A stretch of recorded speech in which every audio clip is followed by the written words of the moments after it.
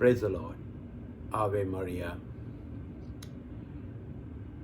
Today, I'd like to bring to you two important readings in the Bible to tell you what's happening when Jesus knocks at our door and what we should do.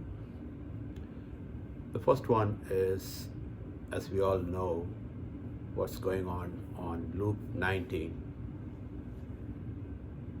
When Jesus enters Jericho, there is this guy, a short guy. He is short that he cannot see Jesus in the crowd, so he climbs up a tree. And Jesus noticed that, and he asked Zach to come down and tells him that he wants to spend the night with him. He gets excited. He didn't expect Jesus to say that. All he wanted is to take a look at Jesus. And this is like a jackpot for him. So he gets excited. So he tells Jesus that he will give half of his wealth to the poor and 4 times if he had cheated anyone. And that's a transformation that happens with Zach. And he was the chief of the tax collector. And let us go to Mark 5. What's going on there? Jesus enters Gerasa. It's a place on the other side of the river Galilee.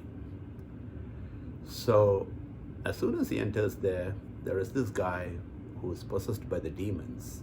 He comes running at Jesus, and he recognizes Jesus, tells him, I know why you are here and all that. It's not he who speaks. The demons who are possessed inside him are the ones who are talking, and Jesus knows that. So we know what happens next. The demons ask Jesus not to cast them back to hell, but to, send them to the pigs, the swines that are a few miles away or close by. They don't want to go to hell. Imagine, the demons don't want to go to hell. And Jesus answers the prayer. That's prayer number 1 that happens there. And this message quickly spreads across. The people in the town comes over there, and they see what's happening, and they realize that they have an economic loss, they have a financial loss because they lost the pigs. They didn't even care about the man who got cured. He is now clothed, well-mannered, and he is normal. They didn't look at him or even care for him. Instead, they were worried about their possessions, their material possessions. And what did they pray for? They looked at Jesus and said, hey, how can you do this to us? You made a huge loss for us. You killed all our pigs. Now leave this place and do not come back. And Jesus never returned to that place. That's prayer number 2 heard. It's very important to know this. And the third prayer was a guy who was possessed, asked if he can go along with Jesus, and Jesus says no.